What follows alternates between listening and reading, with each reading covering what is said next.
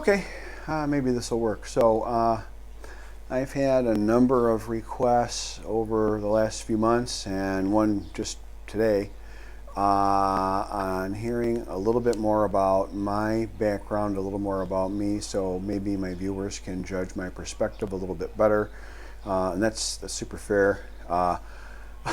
Unlike unlike apparently most expats here, I'm actually not hiding. So I don't know. I swear to God, 9 out of 10 guys I know here must be on America's Most Wanted or something. Like, nobody is willing to be on camera. I've got one friend who's willing to be on camera, but he's super busy. Anyways, yeah. So I'm actually not on the run. Yeah, I'm from Michigan and the Detroit area, the northern, wealthier suburbs of Detroit. Engineer, I worked in construction, designing construction systems, worked as an independent freelance inventor. I freelanced in the past. Inventor, got about 20 patents under my name. Made probably half the money I ever made was from the patents and the inventions that I had.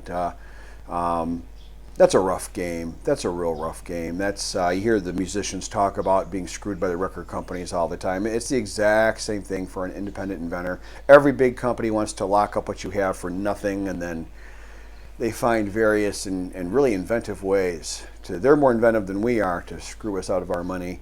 I end up still out of all that collecting a few bucks. So, that's cool. Maybe I will oil that gate, but it is a great alarm system. I found a pretty happy rhythm to my life. I got through my, into my 40s and just started struggling with my marriage and my relationship there. But I had still found a way to be happy, but it involved more just making me happy and just being with my friends. I've always been a big friends guy, always had a lot of really, really great friends, very blessed, got some incredibly smart, incredibly good-hearted, very cool people in my life, and that's a blessing. I have not cultivated very many people like that here. It's much more difficult to do that here, much, much, much more difficult. But I have found a couple of good guys. I have found a couple of really good guys, but the pickings are thin. And I don't really know why that is. I had another viewer make a very interesting comment just last couple of days. He wasn't directly speaking to this issue, but he kind of mentioned that the Isan region, where I'm at in particular, is kind of known more for like old people and hermits. And I am an old guy, but I really don't want to be a hermit. That could be that would make a lot of sense. I have no idea if he's right. He probably is. But he was talking about Chiang Mai, I think it's called, big digital nomad place. I've heard of that. Very interested to see it. That's absolutely on my top list of places I want to go, and I will get there this year one way or another. So that'll be good. And I'll spend a couple of days there, do definitely a lot on that. Try and find some people to interview, for God's sakes. Maybe they'll want to be on camera. Or I even asked people if there to be a voice, just off camera, a voice. And nope, not even that. Like, it's amazing. Hermits maybe, I guess, I don't know. But let's see. Anyway, so yeah, found a way to make myself pretty happy. And I remember kind of a turning point. My family, my son, daughter, and I and my wife, and we're all together visiting my daughter and her then boyfriend at their place in Baltimore. Baltimore is a absolutely must visit, super cool town. If you love crab cakes, and that's like my favorite food, although Mufoy gives it a good run for its money. But crab cakes and beer, they've got the best crab cakes and beer, maybe probably in the world there. It's just incredible. And in the summer, it's awesome, and it's a great place. It's insanely expensive, unfortunately, but it's a lot of fun.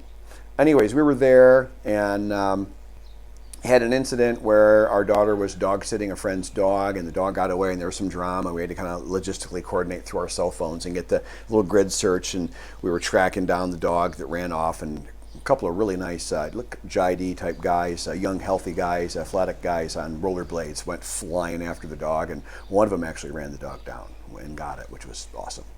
But in all that, we had to coordinate, we had to work together, and my former wife and I could never really work together. It was always end up with her discussing what a moron I was in some way, shape, or form.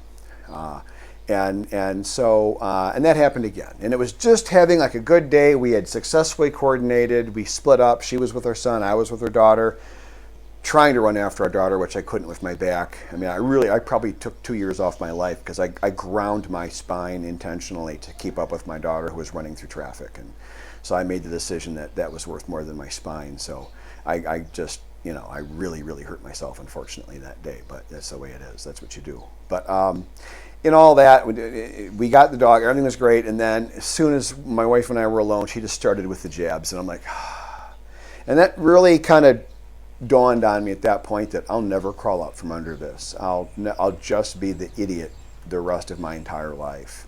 And then as my back got much worse shortly after that, now I don't think directly because of that day. Don't think that one day pushed me over, but I'm sure it didn't help. But after that, things got much worse, and I needed the surgeries. And if you don't know the story, I was originally coming here on a 3-month tourist visa for immersive Muay Thai training. I'm officially registered in Korea as a second dan, second degree black belt, and I have also a fairly extensive training in Japanese karate and a fair bit of kung fu. Which kung fu is a broad word. It just means any Chinese martial art. And then some Kenpo karate, which is a Chinese street fighting. It's like a dirty karate.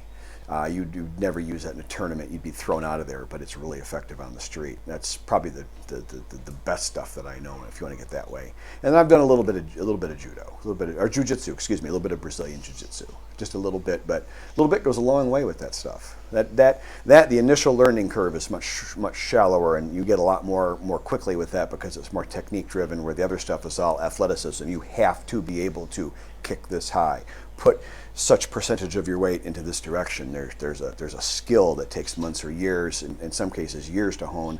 The jiu-jitsu, the basic stuff is just grab here, move there, instant results.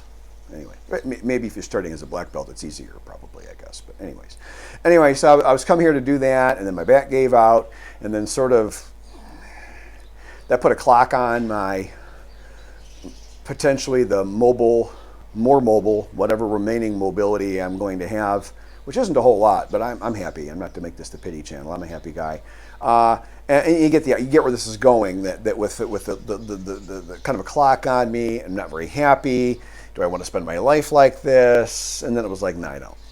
And if you know, as a Westerner, as an American, the divorce laws are brutal for guys. And it makes for a rough retirement. And this is salient to why I am here.